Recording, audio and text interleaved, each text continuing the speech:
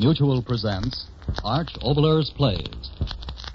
The Mutual Broadcasting System has the pleasure of presenting the 7th broadcast of a special 26-week series of plays by radio playwright Arch Oboler. In this series, we hope to bring you dramas full of excitement and meaning. The excitement of good stories, and the meaningfulness of plays told in relation to the expanding world in which we live. The play will be introduced by Mr. Peter Lorre. When I read the announcement that Mr. Oboler was returning to the air over the Mutual Broadcasting System, I was very happy. Very happy indeed. I sent letters of thanks to Mr. Kobach and Mr. Carlin, Mr. Dunlea and Mr. Marconi and everybody else connected with radio because Mr. Oboler, he writes such wonderful, nice horror stories. And horror stories always make me very happy. But I listened to the first week and the play was all about our post-war responsibilities. No horror. And I listened to the second week, and the play was all about a gentleman called Vincent van Gogh. No horror. And I listened to the third week, and the fourth week, and the fifth week, and the sixth week. No horror at all. And I said to myself, oh, no, he can't do this to me. So I went to see him, and I said, please, Mr. Oboler, I'm very unhappy. Why don't you write me a nice horror story? And he said, I'm really very sorry, Mr. Lorre. I'm not going to write a horror play for this series. oh, but why? You write such nice horror plays. Oh, I remember the one, you remember about the wife who turned into a cat and ate up the body that was turned inside out and you could hear everything happening? Oh, and the Chinaman whose head was cut off and his ghost kept asking, where is my head? Where is my head? And the old man in a cage who made necklaces out of the bones of young girls. Mr. Lorre, it's no use. It's no use. I'm not going to write a horror play. Well, what's the matter? Have you forgotten how to do it? Are you slipping, Mr. Oboler? Oh, just a minute, Mr. Lorre. If I might say so objectively, if I put my mind to it, I can bring out goosebumps on a bowling ball. You don't say. I just did. But I'm not going to write any horror plays for this series. But why? I'd rather not say. Oh. Well, would you mind teaching me how to do it? You know, the tricks of the terror trade, so to speak.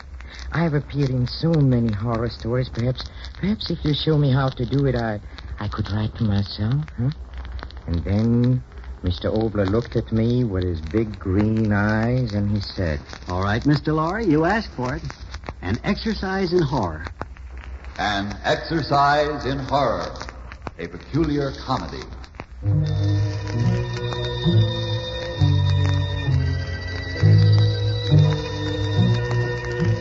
Before we begin, may I post a warning? This broadcast is not intended for strong-minded children under 12 or weak-minded adults over 21. First, Mr. Lorre, we'll take up the matter of horror in motion pictures. Grandeur Pictures presents The Bloody Monster. It goes something like this.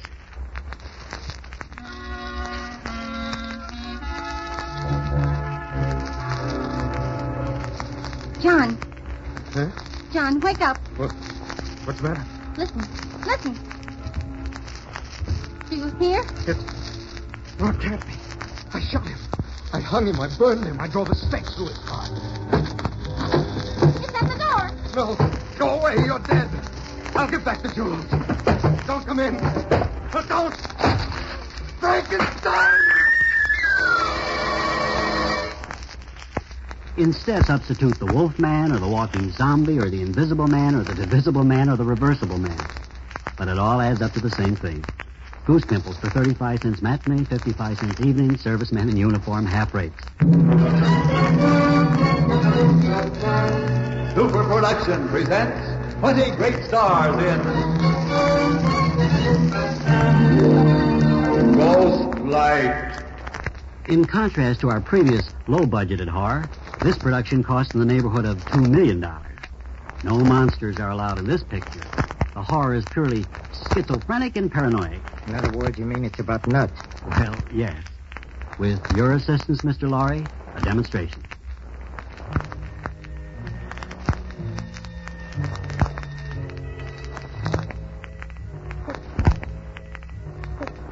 What do you want of me? Oh, don't be frightened.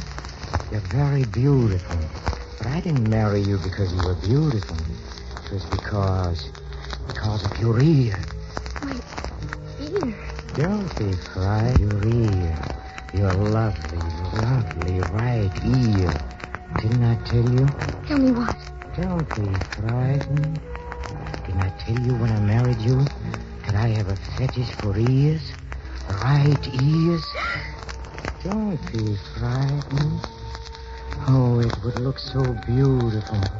Your right ear hanging from my watch chain. Oh, yes, very definitely. The $2 million notwithstanding, there must always be a scream. So now, Mr. Laurie, you know about horror and motion pictures. Oh, well, please, Mr. Oboler, I want to do my horror stories for the radio. Radio? Oh, that's simple, too. First, there's the horror series that always starts with an opening door. Somebody really ought to oil that hinge. This type of radio horror program is the Don't Be Frightened Kiddies, We're Only Fooling School. It goes like this. My arm! You're breaking my arm! No, don't! My arm! My arm! And now it's your turn. No, my head! You're crushing my head! Don't!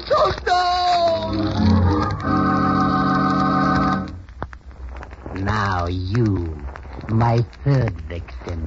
What are you going to do to me? I'm going to take away your blood. Your blood. All your blood. It's like a little waterfall. And just at the moment when your stomach begins to ask questions, that voice comes on. Are you frightened? Are you really, really frightened? Well, I'm not. Why should I be? I'm getting paid for this. And you just wait until you get through the commercial and you hear the next half of the program. Such lovely gore. I'm knee-deep in it in the studio. And if tonight you wake up and there's a little gory ghost, think nothing. Don't worry. You won't die. There is the ghost of the chick.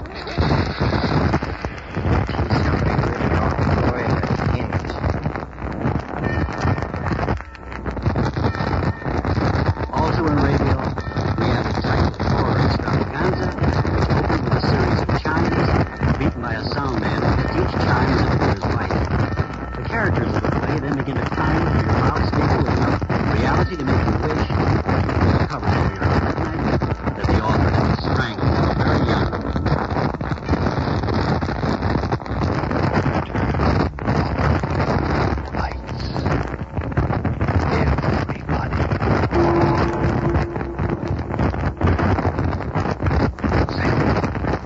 Sam, get up.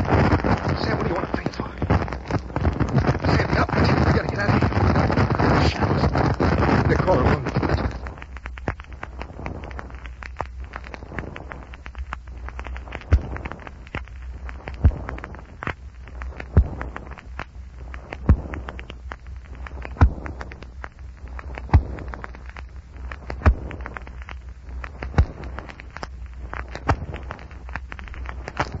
Momentarily, due to conditions beyond our control. We now bring you in its place, for the moment, transcribed music.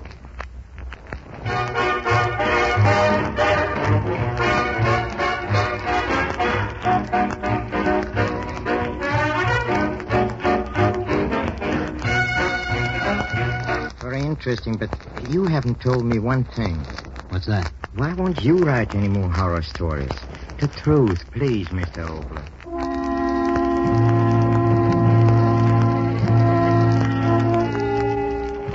Yes, truth. I can't write any horror plays because some people in recent years have been writing far more potent ones than I can ever do. Please tell me about these artists. All right. Without permission of the copyright owners, may I bring you a few scenes from the works of these artists, presented to you without interruption for commercial or apology or warning or explanation. Here, Mr. Laurie, ladies and gentlemen, is horror such as I could never invent.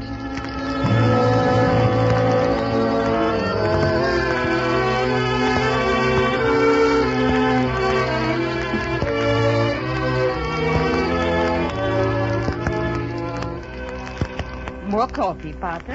Ja, bitte. More Kuchen? Ja. Ach, Mutter, I think I've eaten too much. I think so, too. No, Father. You can never eat too much. The fatter he gets, the more beautiful he gets. Isn't that so, Mutter? I think so, too. Martha, come. The dishes are getting tired on the table. Mutter, what time does the concert start? Oh, where's time? It's not until after 8. Oh, so. Then I will sit here and smoke. Where's Carl? Oh, some meeting somewhere. Carl and his meetings. Did you see his new uniform? Yes, I saw his uniform. He looks so straight and thin. When I was his age, in my uniform, I looked thin, too. I still like you the way you are. It's been such a nice Sunday. The park, water, such a wonderful lunch, such a wonderful supper. And now we go to the concert to get Trista. The little ducks, Father. Aren't they cute? Yeah, but they should not let the children tease them so much. Animals should not be molested. That is right, Vater. You should write a letter to the paper. Already it's written. Father, with his kind heart. Oh, Well, I'd better go out and see how she's doing with the dishes.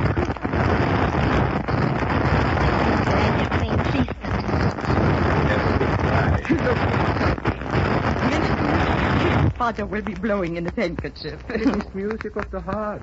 There's nothing to be ashamed. Well, I'd better get started. Yeah, boy. Father, what's that? Oh, I don't know. Something in the street. I go look. Father, what is it? Oh, some of the young men of that new, what is the name, Nazi party. What are they doing? Oh, having some fun with an old Jew. Hurry, Mutter, get your things. We'll be late for the concert.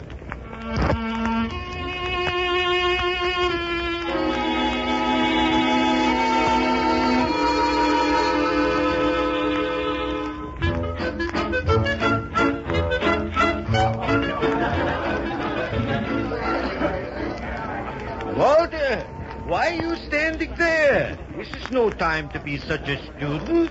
Go drink beer. Ja, Großvater.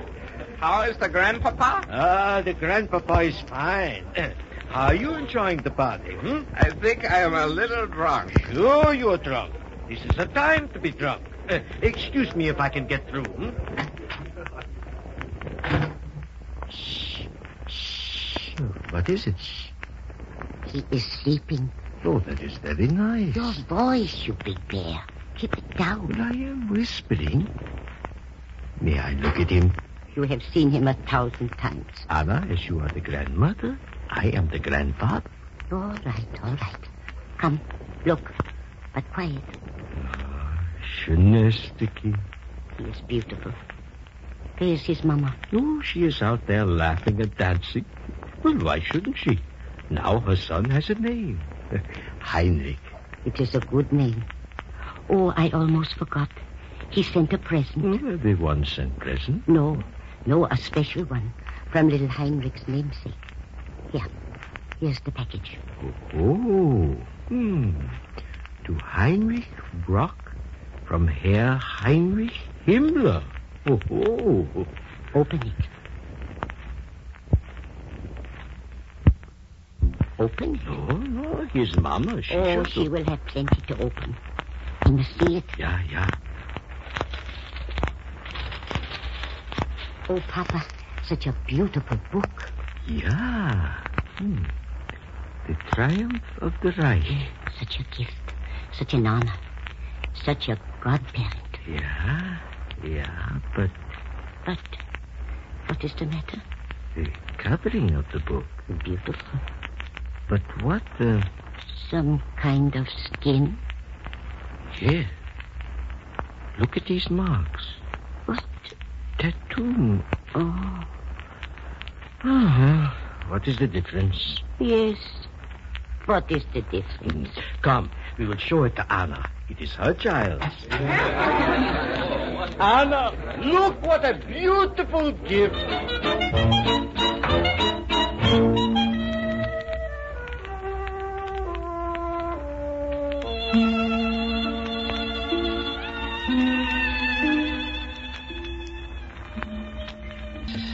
So nice. Yeah. When I was a very young man, I wished to become a great violin virtuoso. Well? Yeah. That old Italiano, he plays from the heart. Yeah.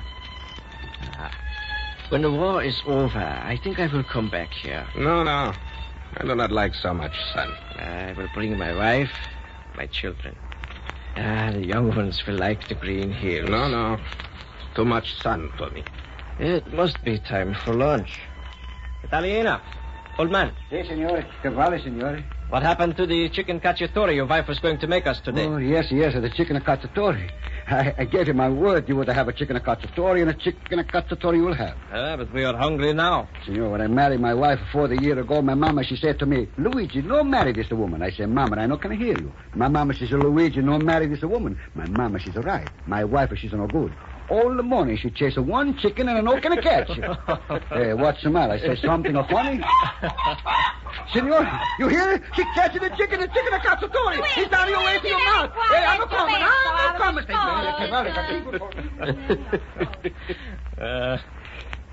Such a charming, foolish people. Time to them is nothing. Yesterday I asked how old the house was. He said, as old as the church. I asked him how old the church was.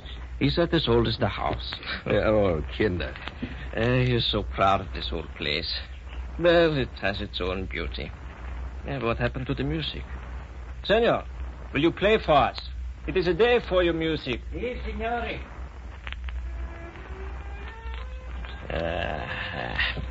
I laugh at them. We have been billeted here in this village only a month, and it's as if it was forever. I lie here on the grass, the music, the sun, and tomorrow is today, and today is tomorrow, and who cares? Yeah, Herr Hauptmann, who cares? I don't care, Hauptmann. Yes, but? A message, sir, from headquarters. Headquarters? Give it to me. So, Lieutenant. Zu Befehl, Herr Hauptmann. An American armored column is coming up the valley. We are ordered to retire.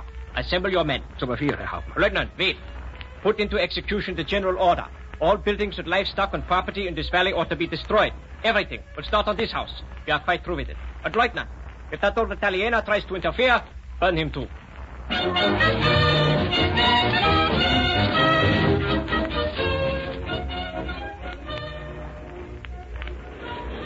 Please, Herr Oboler, do not be so angry. Fool. Angry. Angry, I have every right to be angry. Every right. But the conditions... There are no conditions. I ask you one question. Are you a businessman, and is this a business? There's no argument, Herr No Oboler. argument. That is generous of you. That is magnanimous of you. You stupid fool. You make such mistakes, and you tell me there's no argument? You should not talk to me so, Herr I will talk to you as I please. I'm the founder of this business. I'm the majority stockholder. It is my brains, my influence. Yes, my influence and the chancery alone which gives you the bread you eat in your own home. Remember that. Do not forget it. Ja, Herr Oboler. So, now we have an understanding. Now I will correct your mistakes. Come. Ja, Herr Oboler. Faster.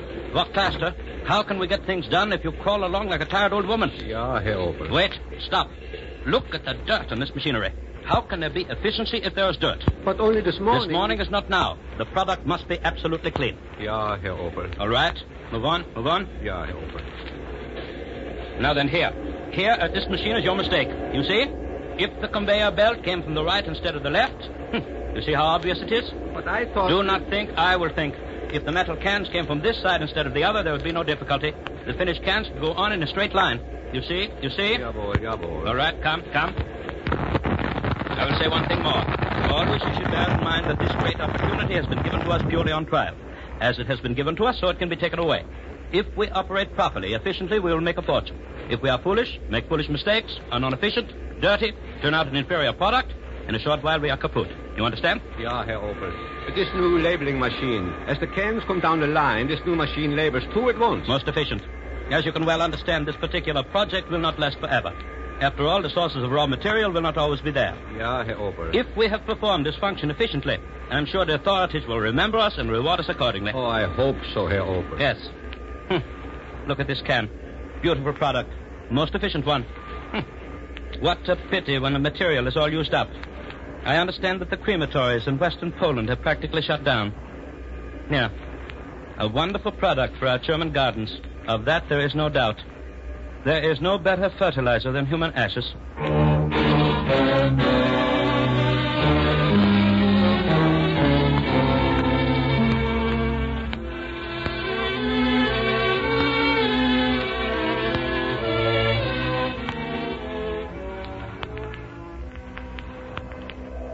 It's getting colder. Ja, Vater. Put up your coat collar. Ja, Vater. They should at least have sent us back by one of their army trucks. Ah, well, the walk will clear our heads. Well, what do you think, Friedrich? It was terrible, Vater. Yeah, terrible. All those bodies and the smell. Yeah, schrecklich. And only a mile from our own village. Ja, Vater. I never thought I would see with my own eyes. But then I never thought many things. That our great Wehrmacht would be beaten. That these Americans would be here, victorious. Can't we walk faster, Papa? Yeah. Mutter will have some supper ready. I could use some hot soup. Mutter was so frightened. When the Americans came and said that all we men of the village must go see the camp, she thought they were going to execute us. You did not know that? No, Vater. Yeah. She told me that. Of course, I told her she was a fool. These are Americans. But they were very harsh, very stern. Yeah, good soldiers.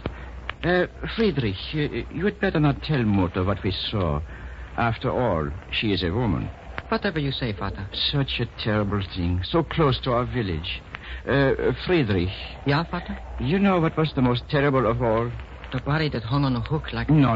Do not be so young. Don't think of it that way. What you saw, do not think of as human. It was Russian, Polish, that's all. The most terrible thing was that it was not hidden. What? Hidden, destroyed, before the Americans got there. No such record should have been left. The body should have been destroyed, the buildings burned. It is the duty of Germans to do things to perfection. Whatever is done, to perfection. Remember that, Friedrich. Always remember that. Ja, Vater.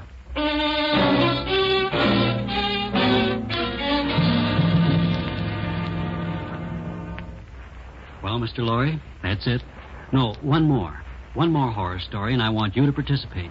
Yes, you and every man and woman and child listening in. Each of you in his own imagination. And I cast you, Peter Laurie, as the narrator. Fill the Yankee Stadium in New York with 100,000 people. There isn't room for that many. No matter, jam them in. Jam them in and shut the gates. Let them wait there. Go to Chicago. Take Soldiers Field. Jam another 100,000 into it. Lock the gates on them. Tell them to wait. We'll be back very quickly. Go to the Sugar Bowl down south. Another 100,000 into it. Lock the gates on them. Go to Cleveland Stadium.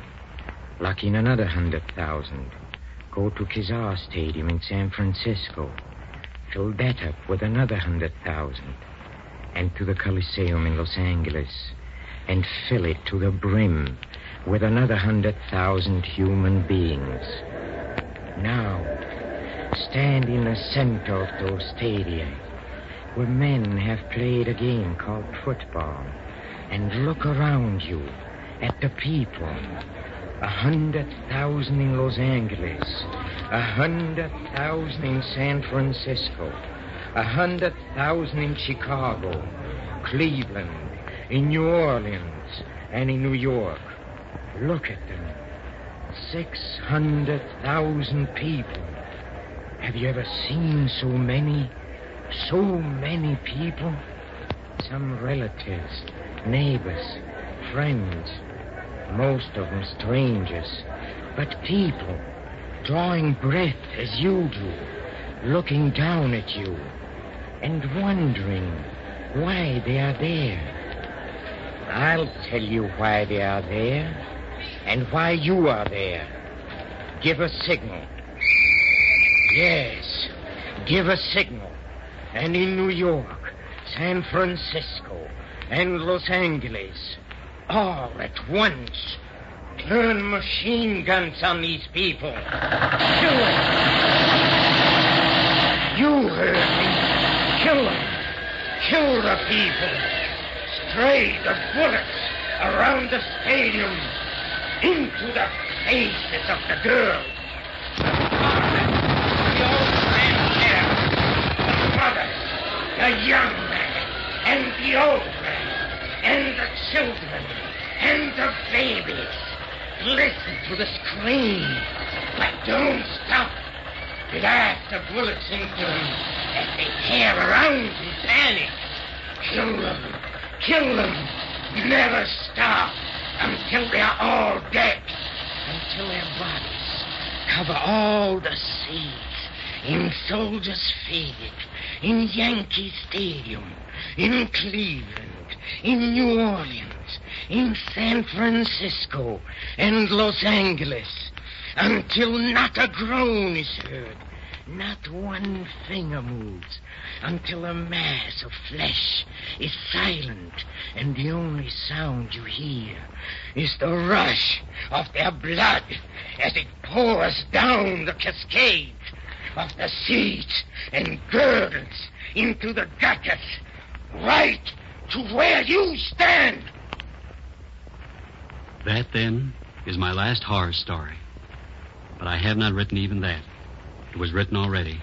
It has happened already. Yes, 600,000. Not in 6 places, but in one. One place where all the gates were closed, and they milled around and died, and blood poured in the gutters, even as I told you.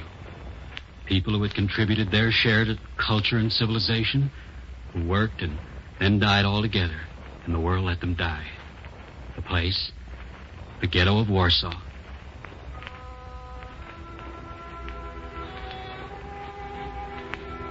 And that is why I can write no more horror for you today.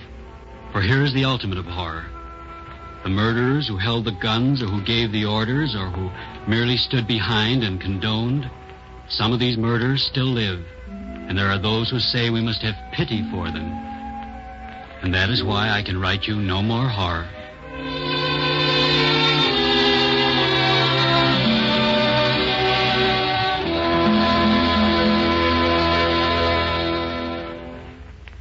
You have just heard an exercise in horror, a new play by Arch Oboler.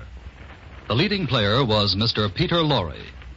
Included in the cast with Mr. Lorre were Bruce Elliott, Theodore von Eltz, Will Wright, Bill Christie, George Sorrell, Francis Pascoe, Victor Rodman, Harry Lang, Frank Martin, Winifred Wolfe, Lisa Golm, Jane Morgan, and Bill Shaw.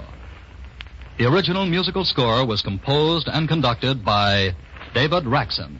Sound, Jack Snell with Bill James and Norman Smith. Next week brings you Triple Feature. 3 new plays by Arch Oboler. 3 comedies in a triple feature. This will be the 8th in a special series of plays written, produced, and directed by Arch Oboler. This is the Mutual Broadcasting System. This is WGN in Chicago, the voice of the Middle West.